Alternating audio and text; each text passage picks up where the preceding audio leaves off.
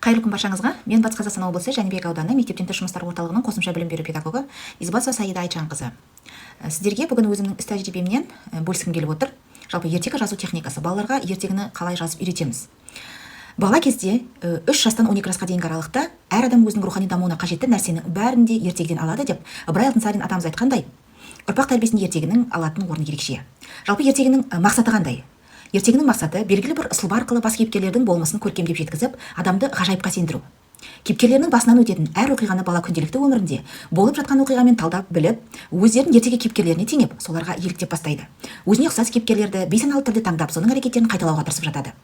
Оның мазмұны шындыққа жанаса бермесе де, астарында үлкен ғибрат, қазына жатыр.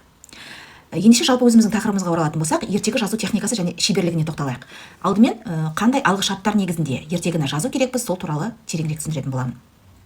Алдымен ертегі жазбас бұрын адамдардың бойында қандай да бір қасиеттерді саралап алып, жазатын ертегінің сұлбасын ойша құрастырып алған жөн. Мысалы, адамгершілік және еңбексүйгіштік, отан, туған жер туралы ертегі жазатын болсақ, алдымен сол туралы ақпараттарды жинап алу керек. Оқырман сіздің, яғни жазғалы отырған ертегіңізді оқи отырып, өзіне сабақ ала алатындай болу керек. Сондай-ақ оқырман өз бойында жоқ қасиеттерді сіңіре алу мүмкін. Ол дегеніміз ертегіңіздің сәтті шыққанының көрінісі болып табылады. Мұндай шығарманы қалай дұрыс жазу керектігі туралы жалпы түсінік алу үшін ең бірінші әртүрлі тақырыпты, сіздің жаңа басында айтып өткендей, қандай тақырыпта ертегі жазғалы отырсыз, сол тақырыптарда жазылған ертегіні оқып шыққан жөн. Мысалы, қарлығаштың құйрығы неге айыр, тасбақа мен қоян, немесе мақтақыз бен мысық және тағы да басқа көптеген ертегілер.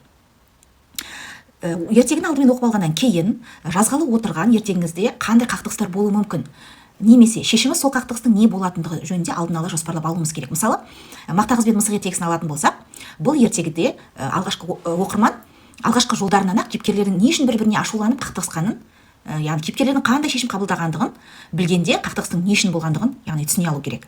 Одан кейін ертегіңіздің басты кейіпкерлері кім болатынын анықтап аласыз. Яғни сіздің жазғалы отырған ертегіңіздің басты кейіпкерлерінің мінезі қандай болу керек, сол туралы ойлануыңыз керек. Ол сіздің, яғни моральдық нұсқаулығыңызды түсіне білу керек. Ертегілер қарапайым және қысқа болғандықтан күрделі, көп қырлы кейіпкерлер жасауға ұмтылмаған жөн. Әрбір кейіпкер бір ғана ерекшелікті көрсете алатын, шын мәнінде басқалардан ерекшеленіп тұру керек. Мысалы, мақтақыз бен ертегі, жаңа басында айтып өткендей, осы мақтақыз бен мысық ертегісін мысал ретінде келтіре берейік. Мақтақыз бен мысық ертегісінің басты кейіпкерлері мақтақыз және мысық болып табылады. Мақтақыз ол тазалықтың символы болса, ал оған мүлдем іс-әрекетімен қарсы келетін, бұл табиғатынан өте жалқау, бұл мысық. Одан кейін кейіпкерлеріңіз таңдап алғаннан кейін олардың, яғни жаңа айтып өткендей, басты мінезіндегі ерекшеліктерді айқындап алу керек. Мақтағыз, мысалы, жаңа айтқандай, тазалықтың, табандылық пен талапшылдықтың ретінде алынса, ал мысық ол табиғатынан жаңағыдай жалқау бола тұрса да, бірақ өзіне берілген жауапкершілікті ол жауаптылықпен атқара білетін кейіпкер ретінде алып отырмыз. Сондай-ақ сіздің жазғалы отырған ертегілеріңіздің тағы да мысал ретінде көбіне арыстанды біз алып күш мақтаншақ кейпінде аламыз да, қасқырды ол ашкөз, жыртқыш, түлкіні қу адамның бейнесінде, яғни осындай кейіпкерлерді таңдай отырып біз жазғалы отырған ертегіміздің кейіпкерлерін анықтай аламыз. Одан кейін ертегіңізді әрі қарай түрлендіру үшін ертегіңіздің болатын орнын тағайындап алған жөн. Мысалы, жанжал қай жерде болды, немесе үй ішінде болды ма, немесе ортадан жаңағыдай тыс жерде болды ма деген сияқты. Мысалы, қайтадан оралып келіп мақтақыз бен мысық ертегісіне оралайық. Бұл ертегіде өтетін оқиғаның орны, яғни үйдің іші, шиеленісте осы жерде болып басталады. Одан кейін, енді осы жанжалға келгеннен кейін, осы жанжалды мәселені шешуді қарастыру керекпіз. Яғни, бұл мақтағыз бен мысық ертегісінде қақтығысты, яғни тудырған бұл мысық болып келеді. Мысық ол жасаған ісін өз мойнына алып, қайтадан оны қалпына келтіру үшін әрекет жасағанын оқырман бірден түсінеді. Одан кейін, жоғарыда айтылған ертегіні жазудың алғышарттарын жүйелеп, ертегіні жазуға, осы барлық айтылған дүниенің барын, қағиданың барлығын ескере отырып, ертегіні жазуға кірісеміз. Яғни, ертегіні басынан аяғына дейін оқып шығамыз. Одан кейін оның жаңа әр бөлігіне көз жеткіземіз дұрыс жазылғандығына.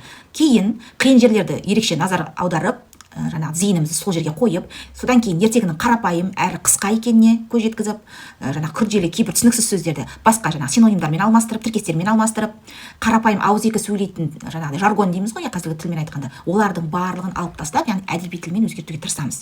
Содан кейін әрбір бөлік оқиғалар, кейіпкерлер қақтығыстарының, оның шешімі мен адамгершілік болатын орнының барлығын оқырманға нақты анықталғанда және түсінікті екеніне көз жеткізіп аламыз. Одан кейін барлық жазылған ертегімізді басынан аяғына шейін қарап шығып, орфографиялық, грамматикалық қателерді түзетуге тырысамыз. Қателермен жұмыс жасап, жаңағы анықтамалар мен сөздіктерді қайта қарап түзету жұмыстарын жүргіземіз. Одан кейін ертегіні жазып болғаннан кейін, яғни қасымыздағы көршімізге, сыныптасымызға немесе ертегіні басынан аяғына шейін оқуды өтінеміз. Оқып болғаннан кейін, яғни өйткені өзге оқушы оқығанда сіз көрмеген қателікті ол кісі бірден көреді. Сол себепті көршіңізге ұсыныс білдіріп, жазған ертегіңізді басынан аяғына дейін оқуды сұрайсыз. Ең соңғысы, дайын болған ертегіңізді оқырмандарыңызбен бөлісе аласыз. Назарларыңызға рахмет.